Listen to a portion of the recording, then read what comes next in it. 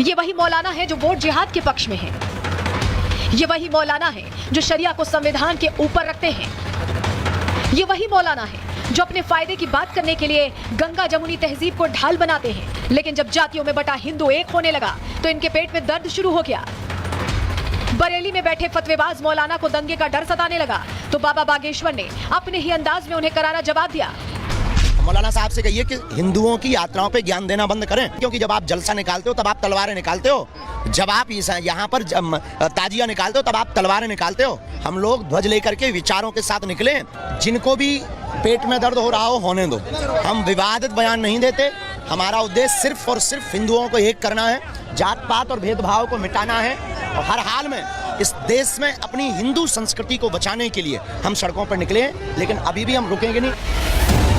सनातनी एकता से बरेली में बैठे मौलाना शहाबुद्दीन ही परेशान नहीं है, उन्हीं की तरह वक्फ की वकालत करने वाले मौलाना सज्जाद रशीदी भी हिंदुओं की एकजुटता पर सवाल खड़े कर रहे हैं। रशीदी रजवी से एक कदम आगे निकल गए और बाबा बागेश्वर को पाखंडी बता दिया। लेकिन ऐसे मौलानाओं को हनुमानगढ़ी के महंत राजूदास ने अपने अंदाज में चेतावनी दी है। बाबा खुद पहले साबित करें वो राष्ट्रभक्त है कि नहीं। जात पात कहाँ से पैदा होती है? भेदभाव से। कोई मंदिर में अगर दलित चला जाता है तो उसको गंगा जल से पवित्र करते हो मंदिर को। ये वही लोग हैं जिनका सन्यास और धर्म गुरुओं से कोई लेना देना नहीं है, पाखंडी लोग हैं। राष्ट्र विरोधियों का नंगा करने का ये यात्रा है। जब व्यक्ति नंगा होता है तो फड़फड़ाने लगता है। अब उनका समय खत्म हो गया। अगर मैं उनको एक सलाह देता हूं, अगर हिंदुस्तान में रहना है, भारत में रहना है तो वंदे मातरम कहना पड़ेगा और भारत के संविधान को मानना पड़ेगा। बाबा बागेश्वर ने हिंदुओं को एकजुट करने का ऐलान किया है। सियासतदानों ने भी छतरपुर की ओर दौड़ लगा दी। कांग्रेस नेता दिग्विजय सिंह के बेटे जयवर्धन सिंह खुद इस यात्रा में शामिल हुए। उनके पिता आला कमान के साथ मिलकर जातीय जनगणना की बात करते हैं। उनका बेटा यात्रा में पहुंचकर सनातनी बन गया। लेकिन उन्हीं की पार्टी के एक नेता ने इस यात्रा पर अपनी और कांग्रेस पार्टी की सोच जाहिर करते हुए जयवर्धन के छल की पोल खोल दी। परम पूज्य धीरेन्द्र शास्त्री जी द्वारा सनातन एकता यात्रा निकाली गई है।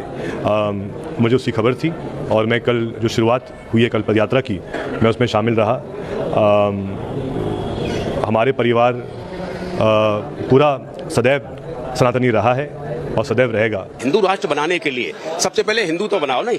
जब हिंदू है ही नहीं इंडिया में तो हिंदू राष्ट्र कहां से बनेगा? वो तो गुंडागर्दी कर रहे हैं मोदी जी के आदेश पर। जो वो लोगों को बेवकूफ बनाओ, ज्यादा बेवकूफ बन जाएंगे, ज्यादा लंबा राज करेंगे। हाँ, हिंदुओं को जोड़ेंगे। वो जानते हैं हिंदुओं को, हिंदू कौन है। वो बहु बेटियों के साथ बलात्कार कर रहे हैं, वो उनको भी हिंदू कहते हैं। मंदिर में जाने देते हैं, उनको भी हिंदू कहते हैं। ये है कांग्रेस के नेता। जहां एक नेता खुद को सनातनी बता रहा है, वहीं दूसरे कांग्रेसी को हिंदुस्तान में हिंदू नजर ही नहीं आ रहे हैं। क्योंकि फूल सिंह बैरिया जैसे नेताओं ने तुष्टीकरण का चश्मा पहन रखा है। देश का कोई भी कोना हो, इन्हें मुस्लिम वोट बैंक तो दिख जाता है, लेकिन हिंदू और हिंदुओं की आस्था की बात आती है तो ये अपने मौलानाओं के गिरोह के साथ मिलकर सवाल खड़े करने लग जाते हैं। ऐसे मौका परस्तों को जवाब देने के लिए ही बाबा बागेश्वर छालों से भरे पांव के साथ भी हिंदुओं को एक करने के लिए आगे बढ़ रहे हैं।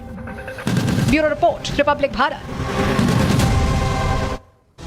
तो राजनीति तो हो रही है लेकिन एकता यात्रा निकल रही है और सनातनी जुड़ रहे हैं, जिससे भी दिक्कत हो रही है वो होती रहे, उसमें कुछ नहीं हो सकता क्योंकि सनातन तो जुड़ता दिखाई दे रहा है, कम से कम बाबा बागेश्वर के प्रयास से। चलिए आगे बढ़ते हैं। अगले सेगमेंट की अब बात करते हैं महायुति वर्सेस महाअघाड़ी। कल किसकी बारी? अब बात इसी की।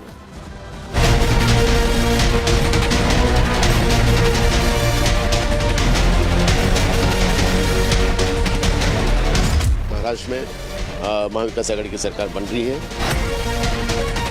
निश्चित रूप से ये जो बढ़ा हुआ वोटिंग परसेंटेज है ये बीजेपी और हमारे अलायंस के लिए, महायुति के लिए फायदा हमको देगा। हमारी सरकार है महाराष्ट्र में और हमें सरकार बनाने से कोई रोक नहीं सकता। इनकी नैया तो डूब चुकी है। मुंगेरी लाल के हसीन सपने मत देखिए। नाना पटोले कहते हैं मेरा चेहरा होगा और संजय राउत जी बोल रहे हैं आपकी पार्टी से क्यों बनेंगे, हमारी पार्टी से बनेंगे। इसका मतलब साफ है कि ये महाविभाजन अघाड़ी है। तो चुनावों के दौरान वोट युद्ध, वोट जिहाद, धर्म युद्ध, अलग अलग बातें आपने सुनी, अलग अलग नारे दिए गए, शब्दमार चलाए गए और कल काउंटिंग का दिन है। लेकिन उससे पहले रार छिड़ती दिखाई दे रही है महाविकास अघाड़ी में। आखिर मुख्यमंत्री की कुर्सी पर कौन काबिज होगा ये तो प्रश्न कल ही पता चलेगा इसका जवाब, क्योंकि दोपहर तक सब कुछ साफ हो जाएगा। लेकिन ऐसा लग रहा है कि महाविकास अघाड़ी की जो गाड़ी है वो पंचर होती दिखाई दे रही है, क्योंकि मुख्यमंत्री हर कोई बनना चाहता है, चाहे शरद पवार हो, चाहे हम बात करें नाना पटोले साहब की, चाहे हम बात करें उद्धव ठाकरे की, हर चेहरा बनना चाहता है। वहीं यहाँ अगर हम बात करें महायुति की तो उनमें एक सिंक्रोनाइजेशन है, एक बातचीत, और कहा जा रहा है कि जो जब जीत होगी तो संगठन तय करेगा कि कौन मुख्यमंत्री की कुर्सी पर बैठेगा। तो मुख्यमंत्री की कुर्सी को लेकर ये पूरा रार छिड़ा हुआ है और इसको लेकर पॉलिटिक्स का दौर भी शुरू हो गया। रिजॉर्ट पॉलिटिक्स की फिर से एंट्री हो गई है। ऐलान से पहले कि आखिर किसको जीत मिली, उससे पहले ही रिजॉर्ट पॉलिटिक्स की एंट्री कैसे हुई है महाराष्ट्र में, चलिए जल्दी से जानकारी आपके सामने रख रहे हैं। क्योंकि शिवसेना ये कह रही है, सांसद संजय राउत ने बयान दिया है कि हमारे विधायकों पर दबाव होगा, इसीलिए होटल में रखने की बात वो कर रहे हैं। जबकि आपको बताएं कांग्रेस ये कह रही है कि विधायक मुंबई आएंगे लेकिन उनके रहने की जगह नहीं है, खोखे वालों का प्रेशर होगा, इसीलिए होटल में एक जगह रखेंगे। इस तरह की बात कही जा रही है। यानी दोनों तरफ से देखिए, कांग्रेस और शिवसेना यूबीटी दोनों ही अलग अलग बयान दे रहे हैं। आपको ये भी बता दें कि नाना पटोले साहब की जो पार्टी है वो कह रही है कि विधायकों को एयरलिफ्ट करने की रणनीति उनकी तरफ से बना ली गई है कि कहीं ऐसा ना हो कि कोई संकट खड़ा हो। और यही वजह है कि देखिए दोनों ही तरफ से रणनीति तो तैयार है। शिवसेना यूबीटी कह रही है कि दबाव होगा इसलिए होटल में रहेंगे और यहाँ एयरलिफ्ट करने की तैयारी है। विधायक मुंबई आएंगे लेकिन उनके रहने की जगह नहीं है, ये शिवसेना यूबीटी कह रही है। जबकि कांग्रेस क्या कह रही है कि विपक्ष के नेता विजय वेट्टीदार को संपर्क करने की जिम्मेदारी दी गई है, वो संपर्क में रहे, कॉन्टैक्ट में रहे, कोई दाएं बाएं ना हो, ये तमाम टेंशन है। वहीं कांग्रेस ये भी कह रही है कर्नाटक या तेलंगाना में विधायकों को रखने की योजना बना रखी है, यानी पहले से प्लान ऑफ एक्शन तैयार रखा गया है कि उन्हें कहीं और रखा जाएगा। क्योंकि जब जब चुनाव आते हैं ये जो रिजॉर्ट पॉलिटिक्स है ये हावी दिखती है और महाराष्ट्र में हावी दिख भी रही है। लेकिन इस पर कैसे वार पलटवार हो रहा है, कैसे सवाल पूछ रहे हैं शहजाद पूनावाला और संजय राउत क्या कह रहे हैं, सुनवाते हैं। हमें पूरा विश्वास है कि हमें बहुमत प्राप्त होने जा रहा है। 160-165 तक हम विधायक हमारे चुनकर आएंगे। महाराष्ट्र बहुत बड़ा राज्य है, दूर दरार से लोग चुनकर आएंगे।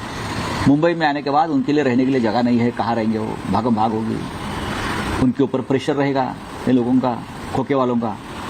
तो सबकी रहने की व्यवस्था एक होटल में एक जगह पर करने की योजना हम बना रहे हैं। संजय राउत कहते हैं कि हम अपने विधायकों को एक होटल में जमा कर देंगे। अरे भाई, आपके विधायक है, भेड़ बकरी है, आपको अपने विधायकों पर भरोसा नहीं है? अभी तो वो चुनकर आए भी नहीं है, उससे पहले ही बता रहे हैं कि ये बिकाऊ है, टिकाऊ नहीं है। मतलब साफ है कि एमवीए की सरकार नहीं बनने जा रही है। इसीलिए आप देखिए झगड़ा पहले से ही शुरू हो चुका है। अब जिस प्रकार से नाना पटोले कहते हैं मेरा चेहरा होगा, मैं बनूंगा, मेरे पार्टी से बनेंगे, और संजय राउत जी बोल रहे हैं आपकी पार्टी से क्यों बनेंगे, हमारी पार्टी से बनेंगे। इसका मतलब साफ है कि एक अनार के पीछे 100 बीमार है। और हमारे साथ हमारी सहयोगी प्रगति शर्मा सीधे जुड़ रही है, लगातार महाराष्ट्र इलेक्शन कवर कर रही है। प्रगति का रुख कर लेते हैं। प्रगति, हम ये देख रहे हैं कि महाविकास आघाड़ी में पहले तो ये टेंशन थी कि कौन मुख्यमंत्री बनेगा। अभी तो देखिए मतपेटी खुली नहीं है, पता नहीं चला है कौन जीता। पहले ये टेंशन, और उससे पहले ये टेंशन कि नेता कहीं और ना चले जाएं, रिजॉर्ट भी बुक होने लग गए। बिल्कुल सलोनी, होटल पॉलिटिक्स अभी से शुरू हो गई है और देखने को भी मिल रही है। सूत्रों के हवाले से खबर यही है कि अरेंजमेंट किए जा रहे हैं, किसको कहां ठहराया जाएगा, किसको कहां रोका जाएगा और किसको कैसे रोका जाएगा, क्योंकि बात नंबर गेम्स की है और इस पूरे नंबर गेम को लेकर अभी से जद्दोजहद शुरू होती हुई दिखाई दे रही है। आपको बता दूं, एक तरफ महाविकास आघाड़ी की बात करें तो उद्धव ने पहले से ही जो अपने गुट के नेता हैं उनको सतर्क कर दिया, अलर्ट मोड पर कर दिया है। इसके अलावा कांग्रेस ने अपने साथियों को, नेता को अलर्ट कर दिया है। और होटल पॉलिटिक्स जिसका आप जिक्र कर रही थी, आप बता रही हैं जनता को, वो भी यहाँ पर देखने को मिल रही है। जब हम महाराष्ट्र की बात करते हैं तो छोटे दल बहुत ज्यादा महत्वपूर्ण हो जाते हैं। उनको साधने के लिए, इंडिपेंडेंट कैंडिडेट्स को साधने के लिए पहले से ही कोशिश हो रही है, बताया जा रहा है, उनसे संपर्क बनाया जा रहा है। दूसरी ओर महायुति की बात करें, जो एग्जिट पोल में जिसका पलड़ा भारी दिखाई दे रहा था, हालांकि कांटे की टक्कर नजर आ रही है, तो ऐसे में महायुति भी कॉन्फिडेंट दिखाई दे रही है। इस बार समझने वाली बात यह भी है, बताया जा रहा है कि 5 से 7% वोटिंग ज्यादा हुई है। अब ये कह पाना मुश्किल है कि जो वोटिंग ज्यादा हुई है वो किसके लिए बेनिफिशियल होगी और किसके लिए घातक साबित होगी, लेकिन हर जगह अब मंथन देखने को मिल रहा है। आपको बता दूं, टेंशन भी हो रही है और इसी को लेकर सरगर्मी हम महाराष्ट्र में लगातार देख रहे हैं। आप नजर बनाए रखिएगा, आगे आपसे अपडेट लेंगे। फिलहाल बहुत शुक्रिया जुड़ने के लिए और जानकारियां देने के लिए। लेकिन इस बीच जो टेंशन का माहौल बना हुआ है महाविकास आघाड़ी में मुख्यमंत्री की कुर्सी को लेकर, उसको लेकर आपको बताएं, बाला साहब थोराट जो कांग्रेस नेता हैं वो तो ये कह रहे हैं कि हम चर्चा करेंगे, हम बात करेंगे। पहली बार कोई नेता ये कह रहा है कि हम चर्चा करेंगे, बात करेंगे, क्योंकि इससे पहले तो सब अपनी अपनी दावेदारी पेश कर रहे थे। सुनाते हैं थोराट साहब को। बोला जा रहा है कि यहाँ पे होटल बुकिंग हुआ है, होटल का रूम बुकिंग हुआ है कांग्रेस के एमएलए को रखने के लिए। कोई फियर है क्या एमवीए के एमएलए को रखने के लिए? नहीं, हमने तो कुछ ऐसा किया नहीं है। कुछ लोग ऐसे व्यवस्था करते हैं क्योंकि जो नया आता है तो उनको कहाँ जाने का, तो कुछ लोग करते होंगे व्यवस्था, मुझे मालूम नहीं। तो क्या लग रहा है आपको, कितना सीट आएगा एमवीए? नहीं, हमारा तो मेजोरिटी बड़ी अच्छी मेजोरिटी बन जाएगी, कोई प्रॉब्लम नहीं। और हाईकमान के टच में है क्या आप? आज आप लोग हमारे टच में रहती है, हाईकमांड अलर्ट है। तो वो क्या बोल रहे हैं कि यहाँ पे गवर्नमेंट फॉर्म करने का? गवर्नमेंट तो फॉर्म होगा ही, कोई प्रॉब्लम नहीं।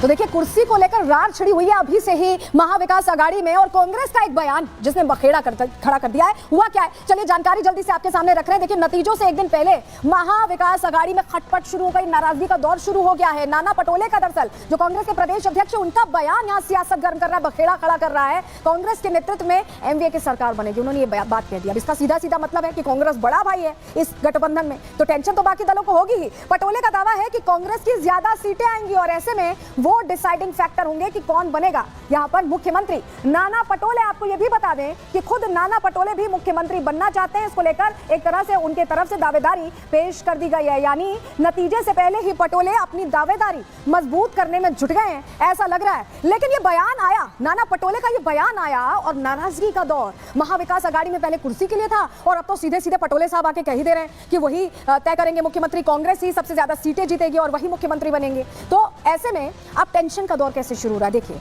नाना पटोले के बयान के बाद अब उद्धव गुट नाराज हो गया है। यहाँ पर नाराजगी इस कदर कि पटोले के बयान को यहाँ पर संजय राउत ने काउंटर किया, उनको रास नहीं आया ये बयान। कहा कि महाविकास आघाड़ी सरकार बनाएगी, उन्होंने करेक्ट किया है नाना पटोले को और कहा कि महाविकास आघाड़ी सरकार बनाएगी। सीएम का चेहरा